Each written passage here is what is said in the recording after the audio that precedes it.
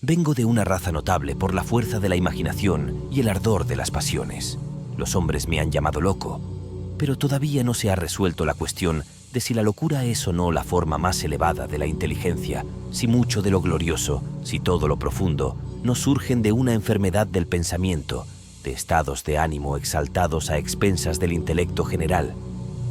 Aquellos que sueñan de día conocen muchas cosas que escapan a los que sueñan solo de noche. En sus grises visiones obtienen atisbos de eternidad y se estremecen al despertar, descubriendo que han estado al borde del gran secreto. De un modo fragmentario aprenden algo de la sabiduría propia y mucho más del mero conocimiento propio del mal. Penetran, aunque sin timón ni brújula, en el vasto océano de la luz inefable y otra vez, como los aventureros del geógrafo Nubio, agressi sunt mare tenebrarum quid in eo esset exploraturi. Diremos pues que estoy loco. Concedo por lo menos que hay dos estados distintos en mi existencia mental.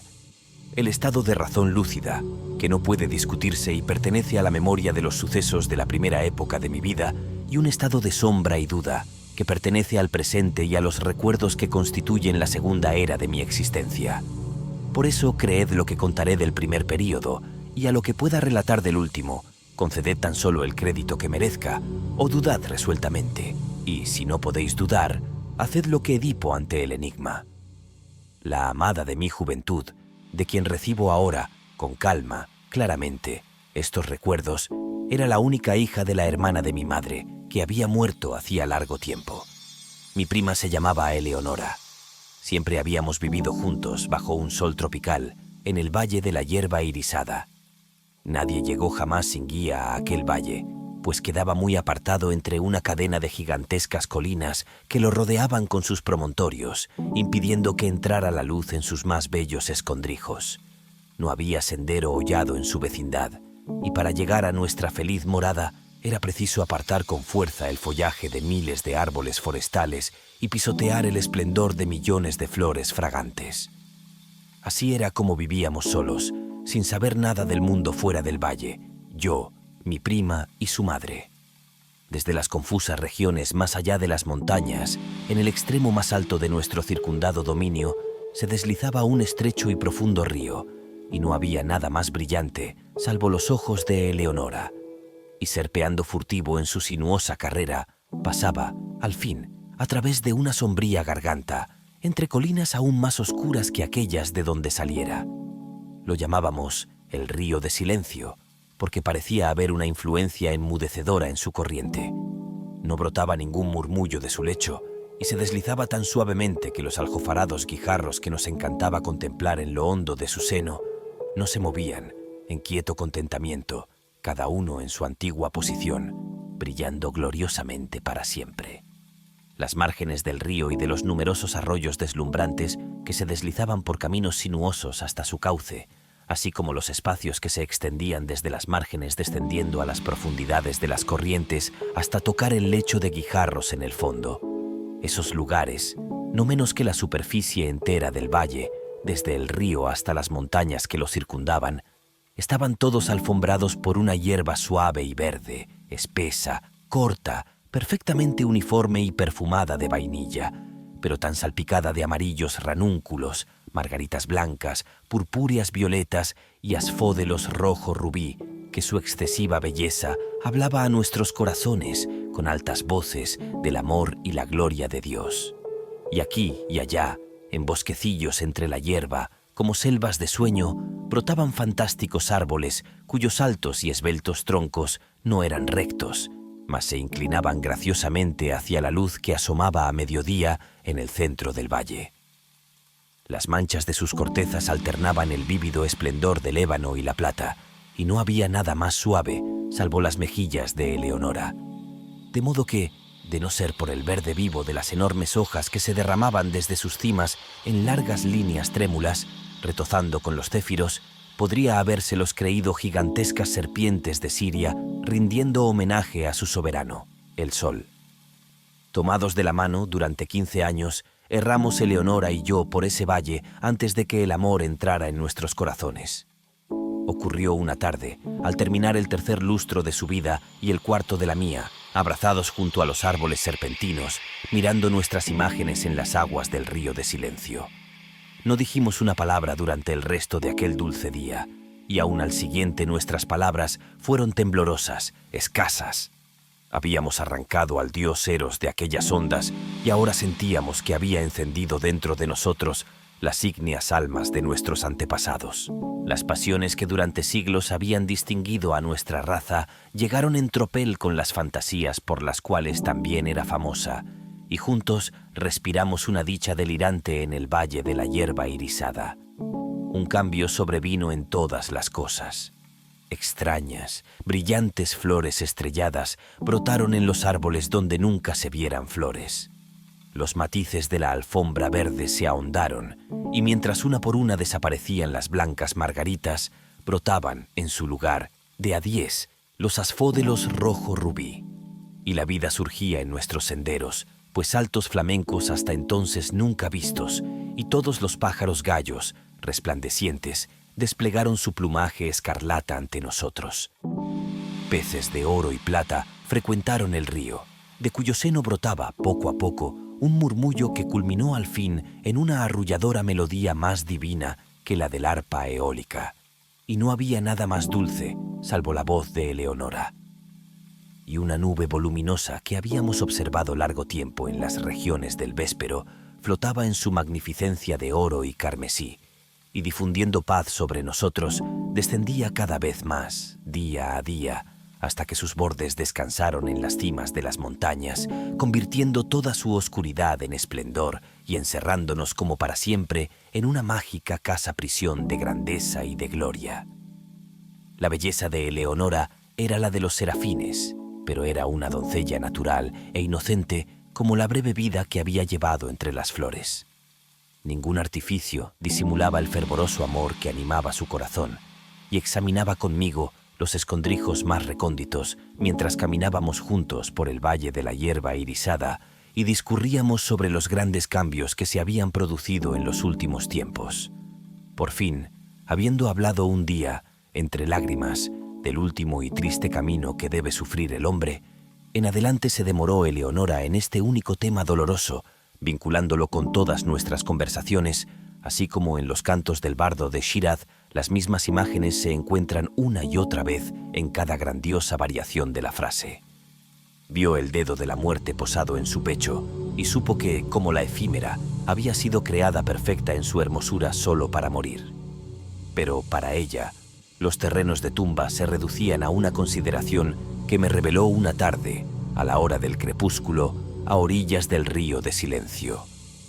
Le dolía pensar que, una vez sepulta en el valle de la hierba irisada, yo abandonaría para siempre aquellos felices lugares, transfiriendo el amor entonces, tan apasionadamente suyo, a otra doncella del mundo exterior y cotidiano. Y entonces, allí, me arrojé precipitadamente a los pies de Eleonora y juré, ante ella y ante el cielo, que nunca me uniría en matrimonio con ninguna hija de la tierra que en modo alguno me mostraría desleal a su querida memoria, o a la memoria del abnegado cariño cuya bendición había yo recibido. Y apelé al poderoso amo del universo como testigo de la piadosa solemnidad de mi juramento. Y la maldición de él o de ella, santa en el Elíseo, que invoqué si traicionaba aquella promesa, implicaba un castigo tan horrendo que no puedo mentarlo. Y los brillantes ojos de Eleonora brillaron aún más al oír mis palabras, y suspiró como si le hubieran quitado del pecho una carga mortal, y tembló y lloró amargamente.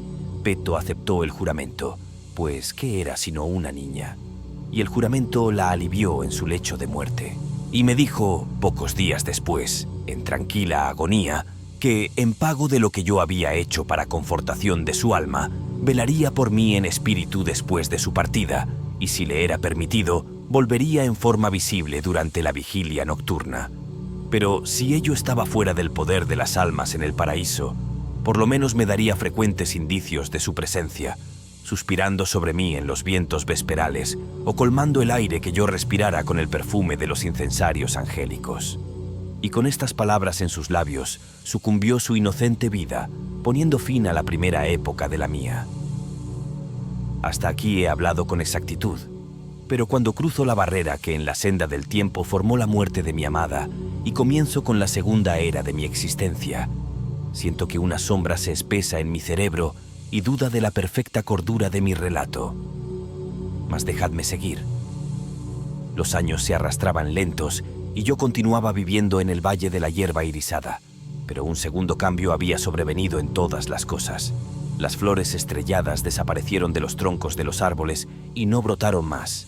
Los matices de la alfombra verde se desvanecieron y uno por uno fueron marchitándose los asfódelos rojo rubí, y en lugar de ellos brotaron de a 10 oscuras violetas como ojos que se retorcían desasosegadas y estaban siempre llenas de rocío.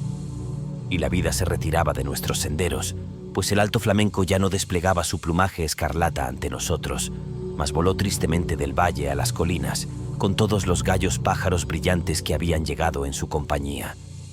Y los peces de oro y plata nadaron a través de la garganta hasta el confín más hondo de su dominio y nunca más adornaron el dulce río. Y la arrulladora melodía, más suave que el arpa eólica y más divina que todo, salvo la voz de Eleonora, fue muriendo poco a poco, en murmullos cada vez más sordos, hasta que la corriente tornó, al fin, a toda la solemnidad de su silencio originario. Y por último, la voluminosa nube se levantó y, abandonando los picos de las montañas a la antigua oscuridad, retornó a las regiones del Éspero y se llevó sus múltiples resplandores dorados y magníficos del Valle de la Hierba Irisada. Pero las promesas de Eleonora no cayeron en el olvido, pues escuché el balanceo de los incensarios angélicos, y las olas de un perfume sagrado flotaban siempre en el valle, y en las horas solitarias, cuando mi corazón latía pesadamente, los vientos que bañaban mi frente me llegaban cargados de suaves suspiros, y murmullos confusos llenaban a menudo el aire nocturno.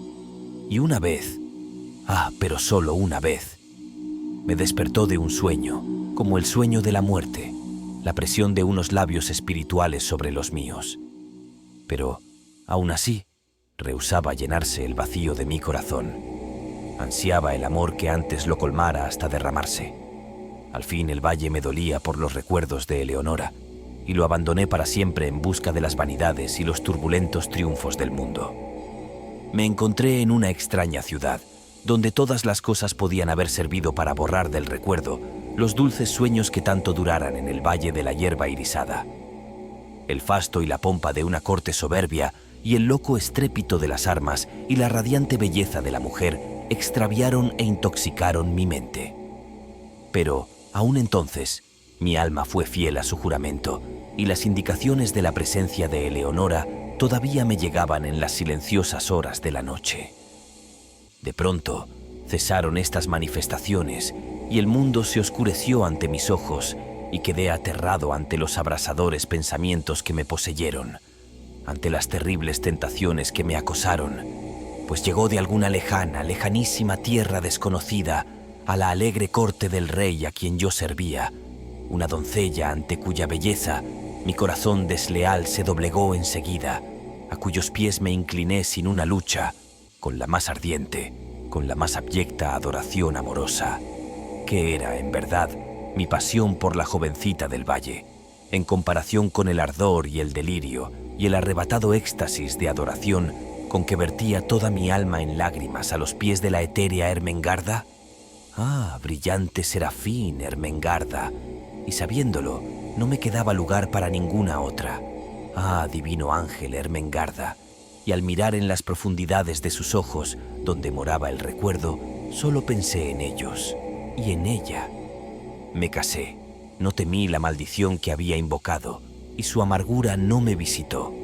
Y una vez, pero solo una vez en el silencio de la noche, llegaron a través de la celosía los suaves suspiros que me habían abandonado, y adoptaron la voz dulce, familiar, para decir: duerme en paz, pues el espíritu del amor reina y gobierna, y abriendo tu apasionado corazón a Ermengarda, estás libre, por razones que conocerás en el cielo, de tus juramentos a Eleonora.